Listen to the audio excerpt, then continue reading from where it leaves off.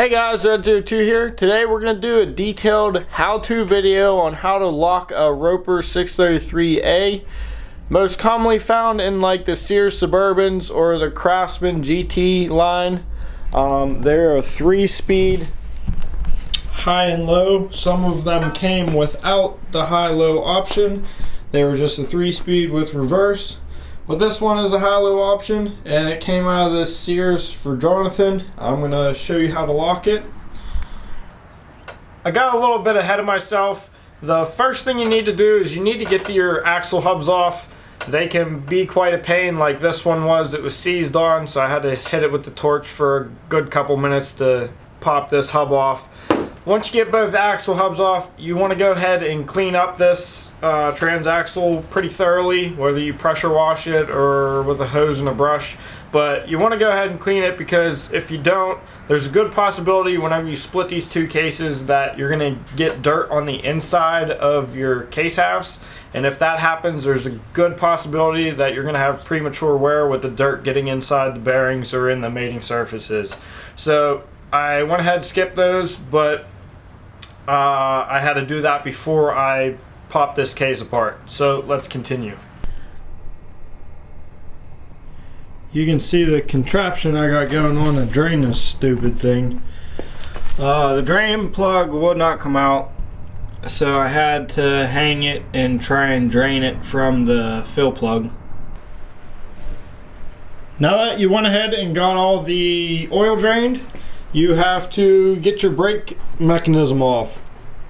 So back behind here you can see this, what looks to be a round bolt is actually a flathead screw that you need to get off your brake band first. To undo that, to get this whole bracket off, it just makes it a little bit easier to maneuver this case once it's apart. You can see that flathead bolt back there. Now what you want to do is you want to go and get the biggest flathead screwdriver you got, shove her in there and loosen it up. I already broke it loose, so get that out of the way. Alright, I got it popped loose. What I ended up doing is getting this pry bar down in between the brake drum and the case half and just gave it a couple taps with the steel hammer there and popped it loose. So now we'll get that nut off and show you what's next. Another thing I like to do is make sure the shifter's in neutral. Just helps out a little bit easier whenever you put it back together. You got to be a little bit careful because there's a gasket under here, so you just want to try and pry up around it just like that. Sometimes it'll pop loose right like that. Sometimes it'll go a little bit more difficult. And it looks like that gasket is ripped, so we'll have to see if Jonathan wants me to get him a new one. So the one thing I like about these 633As compared to the wheel horse transaxles is on the wheel horse there's not really anything to protect it from water getting in, and these 633As have a sort of a double gasket on their shifter to keep all the moisture out. Really important thing you want to do is, you can see how messed up this axle shaft is. There's a lot of galding up here where I had to force the hub off, and there's a lot of rust back in here. You want to clean this up with a wire wheel, some sandpaper, a file, a sanding disc on a grinder or something. You want to get this shaft nice and smooth and shiny before you go ahead and pull this apart, because there's a seal here, and if this shaft is all screwed up like this, you're definitely going to ruin that seal and have no chance of reusing it if it's any bit good. Clean this up a little bit. I had to use the wire brush and then the sanding disc on the grinder there was some pretty good pitting on this axle. So we'll this one cleaned up a little bit better, but we'll prop it up and start trying to pull it apart. Get all the bolts out. You take a flathead screwdriver and tap in between the case halves to pop it free. There's a dowel pin on the back side of the case, and then there's also a dowel pin on the front on the opposite side. It's best to start in those two spots to get this to pop apart. and you want to make sure that the input shaft that the pulley is on is facing down. You want the brake shaft facing up. So you just want to go ahead and work your way around the case to get it to pop apart. And then you want to make sure all your thrust washers are accounted for. Make sure they're all still on the shafts. Like this one was still stuck to the case like that. So you just want to make sure you don't drop any down into the casings. And this is what this 633A looks like on the inside. So some people flip these planetary gears, but it turns out to not be that strong because there's only 4 gears in this whole system. So if you flip them, you only have 2 gears of contact per axle shaft. So if you flip this gear over here to lock this axle shaft up top, there will be no gears making contact on this side of the opposite axle shaft. So your best bet is to either weld these up nice and solid, or you can try and do the moose knuckle method like I'm hopefully going to be able to do. I'm not entirely sure if my splines are the same on this axle as the ones that I pulled out from my spare 633A. To get this axle out and get to these gears, we got to pull out this counter shaft. You just want to make sure everything comes out with it and set it somewhere nice and neat and clean. And we might have to take out the high-low selector. I'm going to try and wiggle it up past it first. And it's going to hit, so we're going to take that out too. To get this brake shaft off, it has the high and low range gears on it, and the high-low shifter is right here. What I ended up doing was tapping up on the bottom of the case where the shaft protrudes out with a rubber mallet up just high enough to wiggle these gears out, and now I can go ahead and pull this axle out. Should just slide up. Oh, I'm making a mess. Yeah, it's on the carpet, it don't matter. Just gotta wiggle it out. And there she is.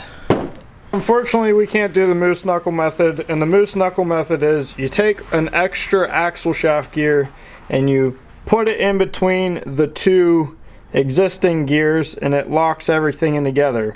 But apparently this only works on the newer style 633As that have the splined axle shafts, because this gear came out of an axle that came out of a Craftsman GT.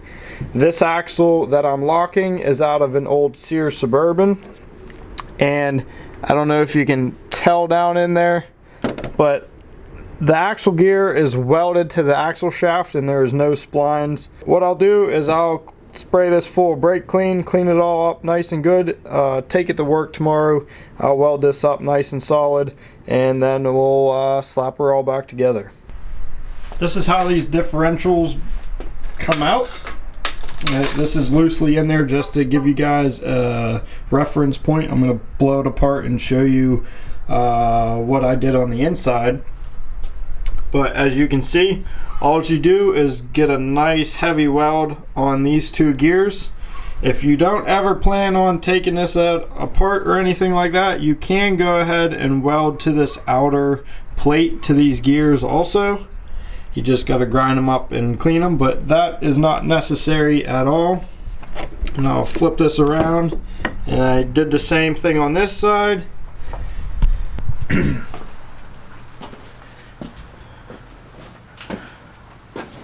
So then I just went ahead and followed on how you got to remember which way these bolts go. So they came in from this end, and the nuts are on here, over here on your left, my right. So if we take them out, I can pull this diff apart, and then we can pull these gears off. and you can see that I put a little bit of weld here on the inside just for safety measures. You don't really have to do this, but this ensures that if your welds out here break or aren't good enough, then you got a little extra weld in here. But what you have to be careful about is the gears have to ride in on these two outer edges. So you can put weld in the center, but these two little welds that I did down here on both sides of these gears, you have to make them really, really tiny and make sure that the axle shaft is still going to go ahead and mesh up with that. Pull this out real quick. You can see there's still room for that axle shaft to mesh. If I flip these gears over where I put these big old welds at, the axle shaft doesn't go down in there. So you got to be careful with how much weld you put on the inside. But so we'll put this back together, and then we will start reassembling the transaxle. Alright, we got the axle back together, got the bolts tightened up on the differential carrier. So we're going to slide this bad boy back in there, and you got to make sure you put these washers back on. They have two little nubs on each side. The nubs go out towards the outside of the axle. And I can't remember which way this goes. So we're going to shove it in this way, and then we'll see if that's correct or not.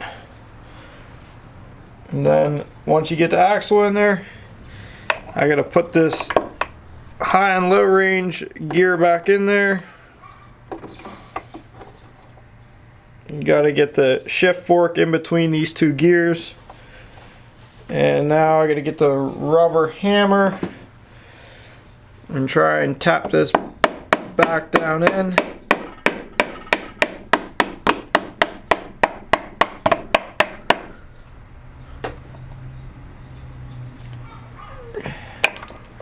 There we go.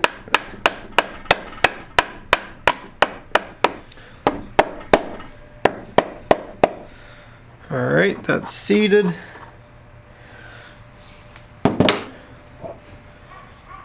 Got to make sure the thrust washer is on the shaft, and it is.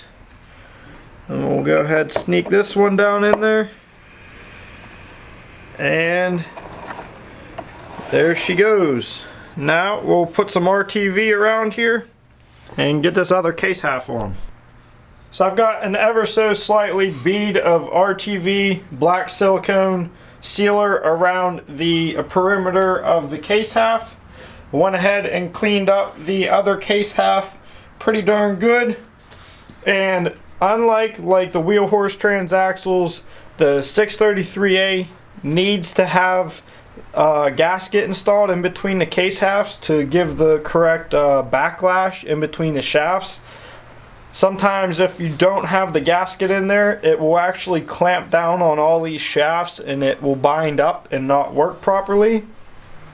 So before we put this case half back on, go ahead and make sure all your thrust washers are in place.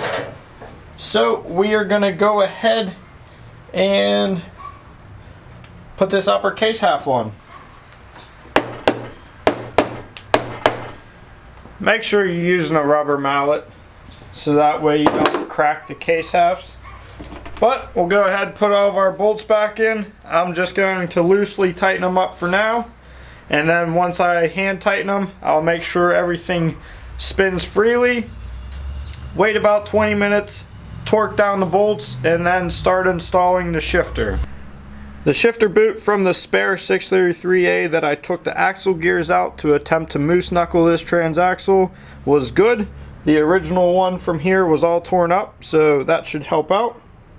Just going to put a little bit of RTV around where the shifter is, which there's a little H pattern on there. You can kind of see that. There, now it goes better. You want to have the H going sideways, horizontally. Put your shifter down in there. Align the bolts